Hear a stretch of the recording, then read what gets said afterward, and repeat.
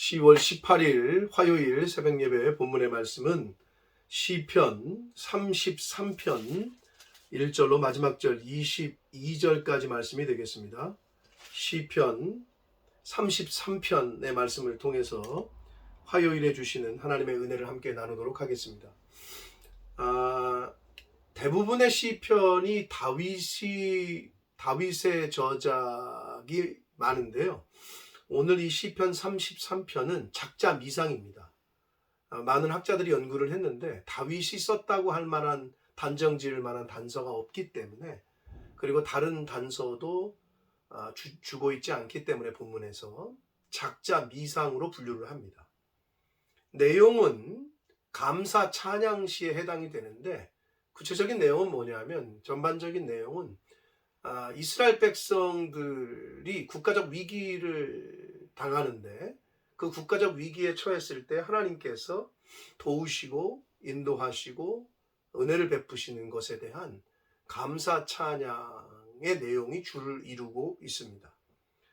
그래서 좀 분류를 해보자면, 1절부터 3절까지에서는 의인들을 향한 하나님 찬양으로 하나님을 찬양하라고 의인들을 향해서 초청을 해요. 여호와를 찬양해야 된다. 그리고 4절부터 9절까지에서는 진실과 능력의 말씀의 주체이신 하나님을 찬양해야 된다. 그리고 10절부터 12절까지에서는 역사의 주관자이신, 역사의 주인이신 하나님을 찬양하라 라는 내용이고, 13절로 19절까지에서는 인생 각 한 사람 한 사람을 살피시고 구원하시는 하나님을 찬양해야 된다 라는 내용이고, 20절부터 22절까지에서는 고백을 해요. 신앙 고백과 하나님의 인자하심, 긍휼을 간구하는 내용으로 끝맺고 있습니다. 본인의 신앙, 이 저자의 신앙을 고백하고 하나님의 인자와 긍휼하심을 간구하는 내용으로 이제 33편을 끝맺고 있습니다.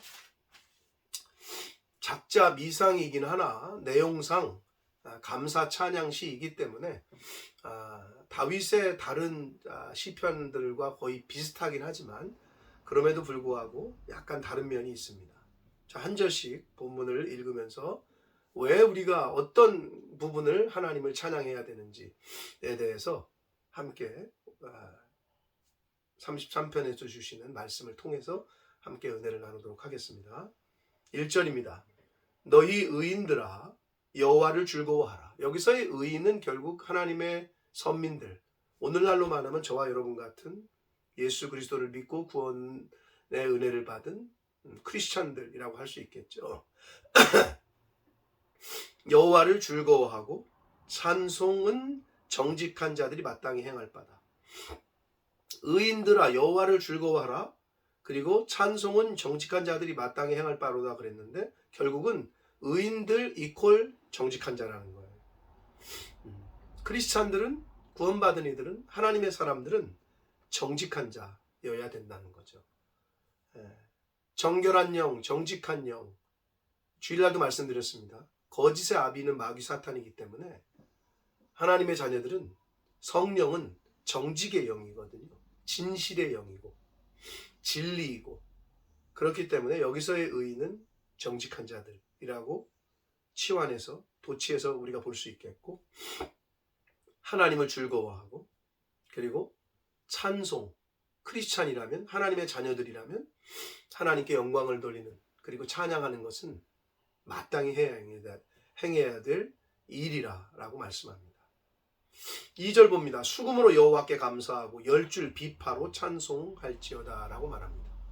수금과 비파, 현악기에 해당하는데, 한마디로 하나님을 찬양하는 데 있어서는 모든 악기를 통해서 어떤 악기든 간에 하나님께 영광을 돌리고 찬양을 드려야 된다. 물론 예배 시간에 이게 예배에 맞는 악기냐 아니냐, 드럼을 쳐도 되냐 안 되냐, 기타를 쳐도 되냐 안 되냐, 이런 논란이 소모적인 논쟁이라고 저는 보고요. 어떤 악기든 간에 하나님을 찬양하는 데 쓰여진다면 그거는 그 중심, 그리고 연주하는 악기도 악기지만 그 악기를 연주하는 사람의 그 중심이 중요한 거기 때문에 그렇다면 별 문제가 없다라고 보여집니다. 하나님께 영광을 돌리느냐, 사람을 즐겁게 하려고 하느냐, 그 목적이 무엇이냐는 거죠. 연주하는 목적이. 이것이 제일 중요합니다. 3절 봅니다. 새 노래로 그를 노래하며 즐거운 소리로 아름답게 연주하여라 라고 말합니다. 그냥 그 말씀 그대로를 보자면 아름답게 연주를, 하모니를 이루어서 연습을 많이 해서 뭐 이렇게도 해석할 수 있지만, 여기서 새 노래로 그를 노래한다라는 의미는 그러면 옛날 노래는 안 되나? 뭐 예전에 쓰여졌던 곡들은 안 되나? 그런 의미이기보다는 여기서의 새 노래는 매일매일 새로운 삶을 살아가는 것을 말합니다. 예수 그리스도를 믿고 구원의 은혜를 입은 사람들은 예수 그리스도를 믿기 이전의 삶과 믿은 후의 삶이 다른데 매일매일 예수 그리스도를 닮아가는 삶을 살아야 된단 말이에요. 그런 의미 속에서의 새로움이죠. 삶이 노래라고 했을 때 매일매일의 새로운 삶, 거듭난 삶을 살아야 된다. 그것이 하나님께 노래가 되고 영광이 되고 찬양이 된다라는 의미로 우리가 해석할 수 있겠습니다. 4절 봅니다. 여호와의 말씀은 정직하며 그가 행하시는 일은 다 진실하시도다 라고 말씀합니다. 하나님의 말씀은 정직하고 하나님이 행하시는 일은 진실하다. 하나님은 정직하시고 진실하셔요. 그렇기 때문에 하나님의 말씀은, 성령은 진리의 영, 하나님은 정직, 진리, 사단은 거짓. 딱 그냥 구분하기 쉽단 말이에요. 정직하신 하나님이 행하시는 일은 다 정직하죠. 진실하죠. 거짓이 없죠. 그러므로 하나님의 말씀을 듣고 하나님의 말씀을 읽고 하나님의 말씀으로 살아가려고 하는 이들의 삶의 모습은 정직이라는 열매, 진실이라는 열매가 나타나야 된다는 거예요. 교회를 다니고 하나님을 믿는다고 하고 말씀을 듣는다고 하고 하는데도 삶은, 그의 모습은, 열매는 맨날 거짓이야. 그러면 이건 앞뒤가 맞지 않는 거예요. 5절 봅니다. 그는 공의와 정의를 사랑하시며 세상에는 여호와의 인자하심이 충만하도다 라고 말씀합니다. 하나님은 공의의 하나님이고 정의의 하나님이시기 때문에 공의와 정의를 행하는 자를 사랑하십니다. 거짓 행하는 자, 불의를 행하는 자, 부정한 자 미워하십니다. 6절 봅니다. 여호와의 말씀으로 하늘이 지음이 되었으며 그 만상을 그의 입기운으로 이루었도다. 창세기 1장에 보면 천지창조를 뭘로 하시죠? 말씀으로. 그렇기 때문에 이 말씀이 능력이라는 거예요. 말씀으로 하늘이 지음 받았고 땅이 지음을 받았고 이 우주 만물이 있게 됐단 말이에요. 하나님의 말씀으로 하늘이 지음 받았다. 우리가 그 능력의 말씀을 듣고 있는 거예요. 성령은 제가 누누이 말씀드리지만 하나님의 말씀입니다. 말씀이 영이고 영이 말씀이다. 그 영을 소유한 자, 말씀을 소유한다는 걸 의미하고 하나님의 말씀을 소유한 자, 하나님의 능력을 소유하는 것이다. 7절 봅니다. 그가 바닷물을 모아 무더기같이 쌓으시며 깊은 물을 곳간에 두시도다. 전지전능한 하나님, 우주 만물의 주관자이신 하나님, 바닷물을 모으시고 깊은 물을 곳간에 두시고, 그러니까 통치하시는 거죠. 자연세계, 피조세계를 통치하시는 분, 주관하시는 분이 하나님이시기 때문에 하나님을 찬양해야 된다는 거고, 8절 온 땅은 여호와를 두려워하며 세상의 모든 거민들은 그를 경외할지어다. 성도는 하나님에 대한 경외심을 가져야 됩니다. 당연한 거죠. 모든 피조세계는 하나님에 대한 경외심이 있어요. 경외해야 돼, 하나님을. 두렵고 떨리는 마음으로. 당연히 그래야 된단 말이에요. 성경은 하나님을 경외하라고 계속 얘기를 해요. 여호와를 경외하는 것이 지식의 근본이다. 하나님을 경외하지 않는 사람은 하나님으로부터 지혜를, 하나님으로부터 지식을 받을 수가 없어요. 하나님을 경외하는 것이 기본입니다. 9절 봅니다. 그가 말씀하심에 이루어졌으며 명령하심에 견고히 섰다라고 말합니다. 하나님이 말씀하시면 됩니다. 명령하시면 이루어집니다. 우리가 군대뿐만 아니라 회장, 직장, 사회에서도 마찬가지죠. 회장님이 말 한마디 하면 다리가 생겨요. 여기 좀 다리를 놔드려야 되겠네. 그러면 다리가 생겨요. 대통령 말 한마디면, 옛날에 왕의 말 한마디면 나라 도시 전체가 사라지기도 하고 생기기도 하고. 오늘날도 마찬가지죠. 어디 신도시, 무슨 신도시 얘기하잖아요. 대통령이 신도시 사업을 한번 좀 저쪽에 어디 하셔야 되겠네. 말 한마디 하면 신도시가 생겨요. 똑같습니다.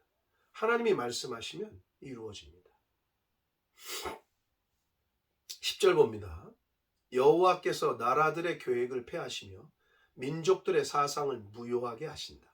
역사의 주인은 하나님이심을 드러내는데 많은 나라들이, 이 우주 세계에 있는 많은 나라들이 계획을 세우고 어떤 일을 계획하고 도모하지만 그건 하나님께서 세우려면 세우시고 무너뜨리려면 무너뜨리시고 역사의 주관자이신 하나님을 다시 한번 그렇게 표현을 하고 있습니다. 그러면서 11절 여호와의 계획은 영원히 서고 그의 생각은 대대에 이른다. 사람이 마음으로 계획해도 그 걸음걸음 그걸 이루시는 분 하나님이라고 잠언 16장 9절에 말씀하듯이 성경 여러 곳에서는 이미 하나님이 창조주요, 주관자요, 이 만물을 핸들링 하시는 분이요, 통치자요, 이걸 계속 언급을 하고 있어요. 우리가 이렇게 봐도 마찬가지예요. 인생을 하늘을 올려다보세요. 누가 핸들링 하냐고. 저 하늘을, 저 태양을, 바다를, 이 땅을. 사람은 못해요. 하나님이 주관자이시오, 창조주이시오, 통치자이십니다. 하나님의 계획만이 영원하고 하나님의 생각만이 영원하다. 12절 봅니다. 여호와를 자기 하나님으로 삼은 나라 곧 하나님의 기업으로 선택된 백성은 복이 있다. 할렐루야. 얼마나 감사한 말씀입니까? 하나님을 믿어. 내가. 그래서 하나님의 자녀가 됐어. 너는 내 아들이라. 이거만큼 복이 있는 게 없어요. 여러분, 대통령에게 입양이 됐다고 생각해 보세요. 아마 이재용 씨에게 입양이 됐다라고 좋아할 거 아니에요, 사람들이? 응? 일론 머스크의 입양이 됐다. 좋아하죠, 여러분. 하나님이 우리를 자녀 삼으실 때 이제 너는 내 아들이다. 이거보다 더 큰 복이 어디 있습니까? 응? 그리고 하나님이 우리 나라의 주인이십니다. 하나님을 자기 하나님으로 삼은 나라는 복이 있다라고 말씀합니다. 나라는 차치하고라도 여러분의 가정이, 그리고 저와 여러분이 하나님의 자녀요, 하나님을 주인으로 섬기는 가정 되시기를 축복합니다. 13절입니다. 여호와께서 하늘에서 굽어보사 모든 인생을 살피시며, 하나님은 모든 한 사람 한 사람을 다 살펴보십니다. 다 보고 계셔요. 14절 곧 그가 거하시는 곳에서 세상의 모든 거민들을 굽어 살피시는도다. 여러분, 억울한 일 있어요? 정말 억울해요? 정말 황당한 일을 당했어요? 하나님이 다 보고 계셔요. 다 알고 계셔요.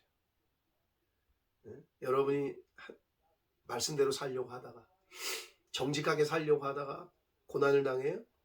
그건 하나님이 다 갚아주셔요. 다 보고 계셔요. 15절 그는 그들 모두의 마음을 지으시며 그들이 하는 일을 굽어 살피시는 이로다. 우리의 마음을 하나님이 누구보다 나보다 더 잘 아셔요. 다 보고 계시고 계수하시고 알고 계신다. 16절 많은 군대로 구원하는 왕이 없으며 용사가 힘이 세워도 스스로 구원하지 못한다. 세상의 역사는 힘으로만 되는 게 아니에요. 물론 전쟁에서 미사일을 누가 더 많이 갖고 있느냐 그렇게 생각할 수 있지만 그렇지 않아요. 하나님의 이 역사 속에서 하나님의 섭리와 하나님이 계획하시는 대로 이루어지는 거지 힘과 능으로 되지 않습니다. 아무리 힘이 세도 아무리 능력이 있어도 스스로를 구원할 수 없어요. 인간을 구원할 수 없다. 17절 구원하는 데에 군만은 헛되고 군대가 많다 하여도 능히 구하지 못한다. 소용없습니다. 돈으로도 힘으로도 권세로도 구원의 문제를 해결할 수는 없다. 18절 봅니다. 여호와는 그를 경외하는 자 곧 그의 인자하심을 바라는 자를 살피사 그랬어요.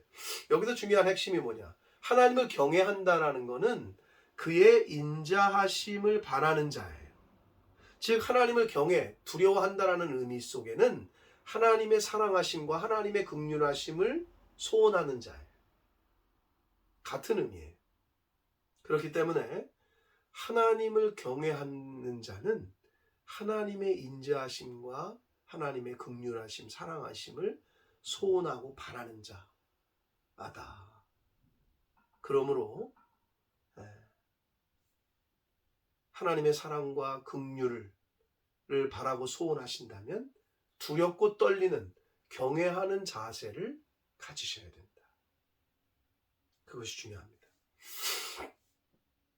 19절 그들의 영혼을 사망에서 건지시며 그들이 굶주릴 때에 그들을 살리신다. 누구를? 여기서 그들이 누구예요? 하나님을 경외하는 자. 하나님의 인재와 긍휼을 바라고 소망하고 소원하는 자를 말합니다. 그러면 사망에서 건지시고 굶주릴 때 그들을 살리신다. 20절 우리 영혼이 여호와를 바라며 바란다, 여호와를 바란다라는 얘기는 소망한다 이런 뜻입니다. 하나님께 마음을 둔다. 그는 우리의 도움과 방패시로다 라고 고백을 합니다. 이 저자가.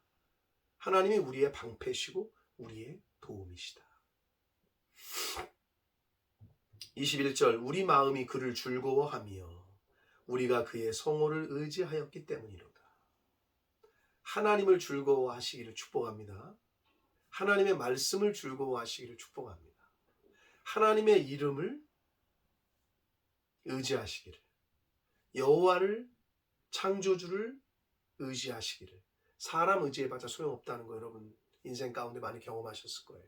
돈을 의지해봤자 소용없다는 거 아실 거예요. 하나님을 의지하십시오. 하나님을 즐거워하십시오. 하박국 선지자의 그 고백처럼 외양간에 소가 없고 나는 아무것도 없어도 오직 여호와 하나님으로 말미암아 나는 기뻐하겠다. 하나님으로 말미암아 나는 즐거워하겠다. 그 고백이 저와 여러분의 고백 되시기를 축복합니다. 22절 여호와여 우리가 주께 바라는 대로 주의 인자하심을 우리에게 베푸소서라고 말합니다. 하나님을 의지하고 하나님을 소망하는 그 마음을 보시고 주의 인자와 사랑을 베풀어 주십시오 하고 간구하면서 이 33편이 끝나고 있습니다. 사랑하는 성도 여러분, 하나님의 은혜와 인자하심과 긍휼이 필요하십니까? 하나님께 간구하십시오. 그 기도 소리를, 그 고백을 하나님이 들으십니다. 여러분이 처한 상황이 어떤지, 여러분이 마음이 어떤지, 지금 뭐가 필요한지, 어떻게 해결해야 될지, 언제 해결하는 게 좋을지 그 모든 것들을 하나님은 다 아십니다.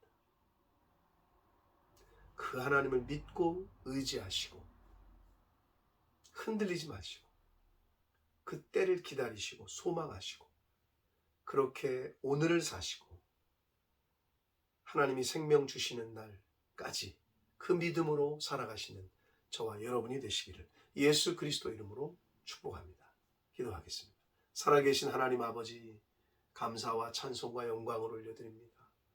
오늘도 생명 주시고 건강 주시고 하나님의 말씀을 전하고 들음으로 또 하루를 지내게 해주시니 감사합니다. 아버지 하나님, 진리는 정직은 하나님의 성령으로부터 나오고 거짓은 마귀 사탄으로부터 나온다고 말씀하셨습니다. 정직한 영, 진리의 영인 하나님의 말씀을 늘 사모하게 하시고 정직과 진리를 행하는 자를 하나님이 기뻐하신다 하셨으니 오늘 하루 살아갈 때 그렇게 살아가게 해주시고 하나님을 경외하며 하나님의 인자하심을 소망하며 살아가는 제가 되게 해주시고 이 말씀을 듣는 모든 심령들이 되게 해 주옵소서. 아버지, 하나님의 인자와 긍휼하심을 간구할 때 그 마음에 간구와 고백을 들으시고 하나님께서 응답하시되 하나님의 때에 하나님의 방법으로 하나님 응답하여 주옵소서. 예수 그리스도 이름으로 축복하며 기도 올리옵나이다. 아멘.